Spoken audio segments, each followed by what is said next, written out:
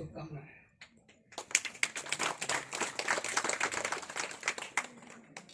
आज के इस अवसर पर यह प्रश्न उठ सकता है कि आखिर इस कार्यक्रम का हेतु क्या है, क्यों यह कार्यक्रम आयोजित किया गया, और इसके उत्तर बहुत हैं। लेकिन आप सभी जानते हैं कि केंद्र की सरकार मातृभाषा को लेकर के और भाषाओं को लेकर के बहुत ही संवेदनशील है और सभी के उत्थान के लिए प्रयत्नशील है। न्यू एजुकेशन पॉलिसी में मातृभाषाओं के उत्थान के लिए, उनके विकास के लिए विशेष रूप से ध्यान दिया गया है। और अभी किसी व्यक्ति ने कहा कि इस भाषा में भी एग्जाम होना चाहिए, जिसमें भी अब तो 13 भाषाओं में एग्जाम होने जा रहा है। इस बार चाहे सेट कंबाइंड इंट्रेंस टेस्ट जो होने जा रहा है होगा आगे चल करके, क्योंकि सरकारी विश्वविद्यालय अनुदान आयोग इसके बारे में बहुत ही संवेदनशील है। क्योंकि जितना विकास, स्वाभाविक विकास अपनी मातृभाषा में होगा, किसी अन्य भाषा के माध्यम से नहीं हो सकता। किसी भी क्षेत्र का विकास, किसी भी पौधे का विकास उसको खींच करके नहीं किया जा सकता। वह बढ़ेगा, विकसित होगा, पुष्पित होगा और पल्लवित होगा तो अपनी जड़ों से खुराक लेकर के होगा। किसी भी क्षेत्र का विकास वहां के मातृभाषा के को उपेक्षित करके, वहां के क्षेत्र को उपेक्षित करके नहीं हो सकता।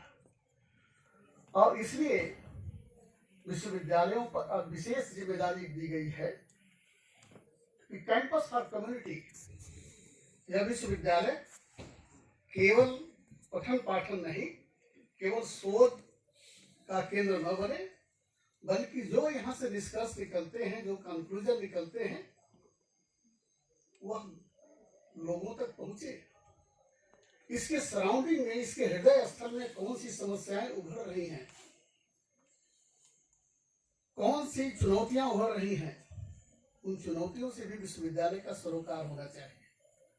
और इस दृष्टि को लेकर के बहुत ही सरकार संवेदनशील है और इसलिए स्थानीय भाषा भी उपेक्षित नहीं होनी चाहिए। और खास करके अक्सर आप सुने होंगे भारत के यशस्वी प्रधानमंत्री द्वारा कि vocal for local, vocal for local.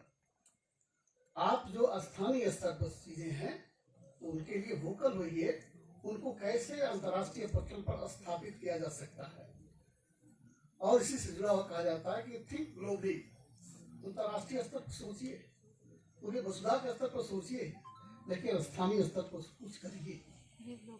तो इस दृष्टि से मातृभाषा का बहुत ही महत्व है। भारत हिंद महासागर से लेकर हिमालय तक आप देखें तो इतनी विविधता है, चाहे वह जलवायु हो, चाहे भौतिक संरचना हो, हर चीज में इतनी विविधता है। इतने प्रकार की बोलियों का होना, भाषाओं का होना स्वाभाविक है। लेकिन भाषा के नाम पर कहीं लड़ाई नहीं होती। भाषा के आधार पर कोई विरोध नहीं है। और खास करके यह जो गंगा का मैदान है, यह जो भारत माँ का आंचल है, भारत माँ का आंचल, यह हरिद्वार से लेकर के गंगा सागर तक 2400 किलोमीटर की लंबाई में है। आप देखें उतनी देर में कितनी तरह की भाषाएं हैं, ब्रज से लेकर के, राजस्थानी से लेकर के, फिर उधर अवधी, फिर उधर भोजपुरी, फिर इधर मगही, उधर मैथिली। इतनी विविधता शायद दुनिया के किसी देश में नहीं है, दुनिया के किसी भी देश में नहीं। और इसीलिए माता और मातृभूमि का विशेष महत्व है। हम जितना स्वाभाविक रूप से सीख सकते हैं अपनी मातृभाषा में, उतना हम किसी आयातित भाषा में नहीं सीख सकते। और इसीलिए अब IIT में भी पढ़ाई, अब मेडिकल में भी पढ़ाई विविध भाषाओं में होनी शुरू हो गई है इसी भारत देश में, और बहुत ही अच्छा वातावरण है हर भाषा को पुष्पित और पल्लवित होने के लिए। विविधता को आधार बना करके कहीं खंडन नहीं होना चाहिए। बहुत तोड़ने का प्रयास हुआ इस देश को, आ गया कि unity in diversity. Unity in diversity मतलब यह कि डाइवर्सिटी हम अपनी यूनिटी खोज रहे हैं, तो उसका ये गलत लिखा गया। हमारी डाइवर्सिटी इन यूनिटी है, हम एकता में, हमारी एकता है और उसमें विविधता है। जड़ हमारी एक है, जड़ हमारी एक है, शाखाएं अलग हो सकती है, पुष्प अलग हो सकते हैं, पत्ते अलग सकते हैं, दालें अलग दिखती होंगी, लेकिन हमारी जड़ एक है। इसीलिए इस धरती को भारत माँ कहा गया, माँ कहा गया। दुनिया में किसी दूसरे देश को माँ की संज्ञा नहीं दी गई है। अमेरिका माता किसी ने नहीं सुना होगा, तो चीन माता भी कोई नहीं सुना होगा, ऑस्ट्रेलिया माता भी नहीं कही सकते। दुनिया किसी दूसरे देश के साथ नहीं है, इसी भारत के साथ है, इसी भारत के साथ है।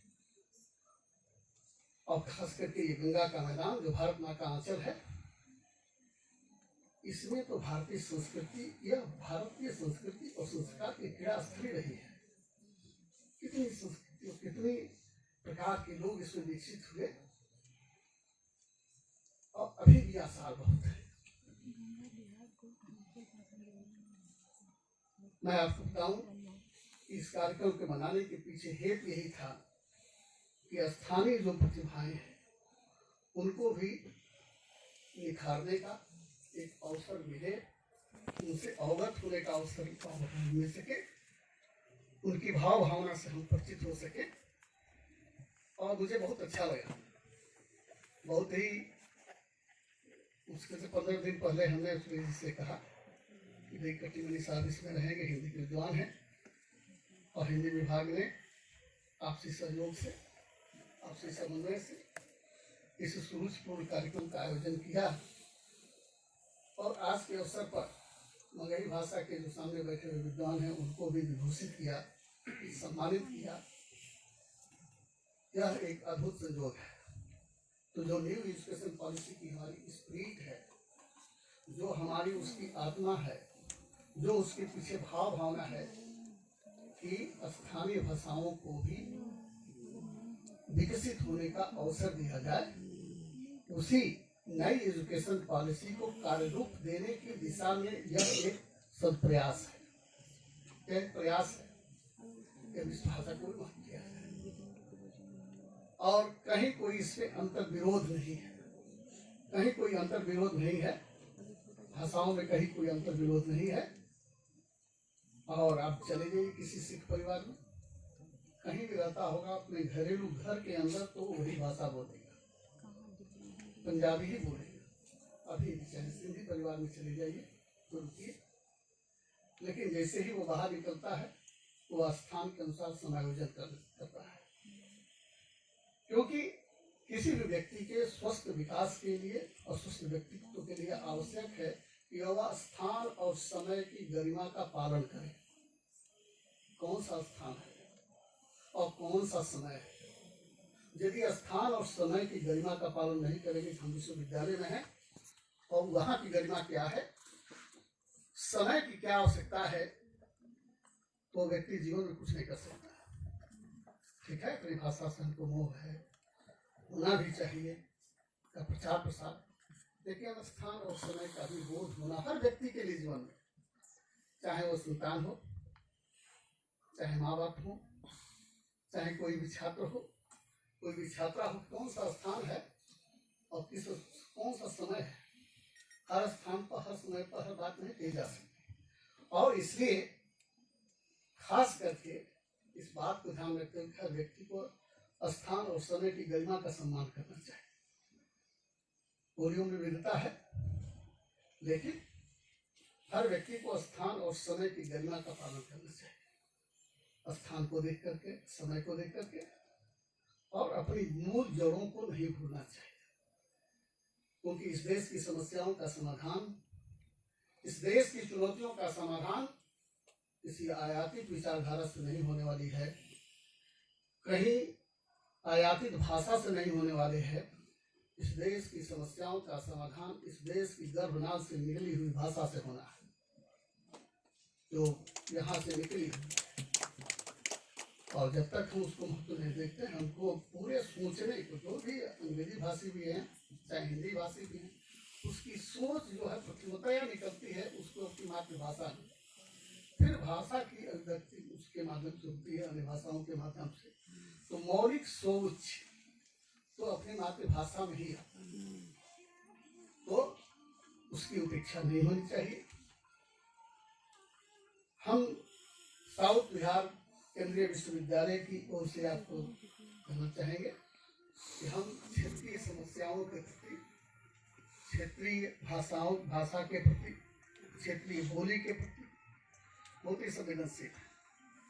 और विश्वविद्यालय को यह अब कहा जा रहा है कि विश्वविद्यालय जो अपने सराउंडिंग में जो फैला हुआ क्षेत्र है उसके लिए क्या कर रहा है, हमारी कम्युनिटी में क्या कम्युनिटी के निर्माण में, उसके संतुलित, समन्वित और समृद्ध विकास में हमारी क्या भूमिका है, इस बात को अब विश्वविद्यालयों ने संभाला है।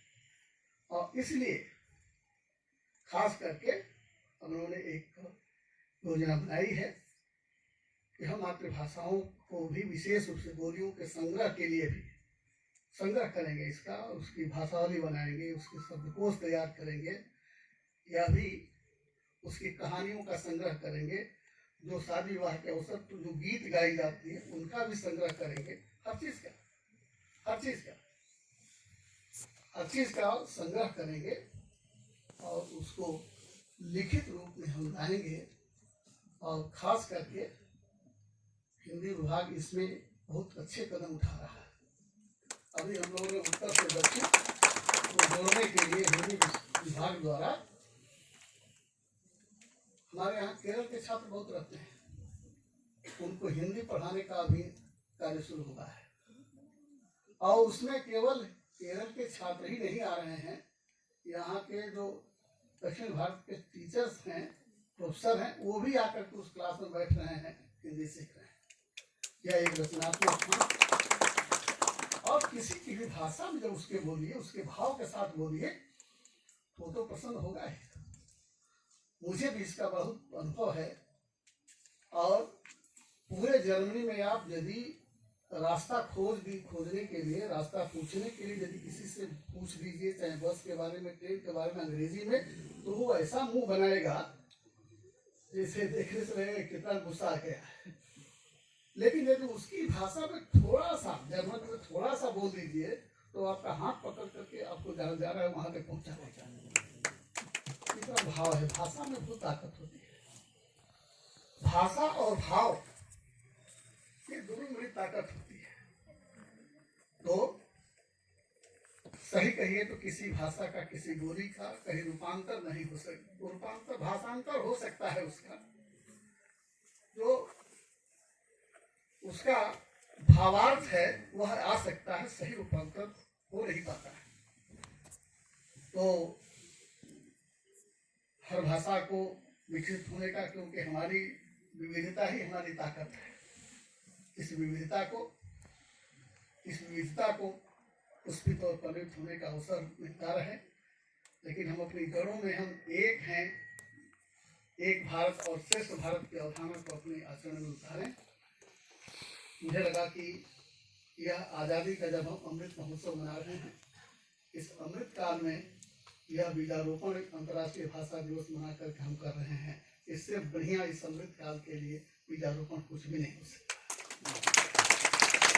तो मैं पुनः एक बार मंगली भाषा के कवियों का और लेखकों का सम्मान करता हूँ कि अपनी भाषा को, अपने भाव को जागृत किए हुए हैं और लोगों में चेतना फैला रहे हैं। मैं उनको साधुवाद देता हूँ। और इसी के साथ मैं पुनः अंतर्राष्ट्रीय मातृभाषा दिवस के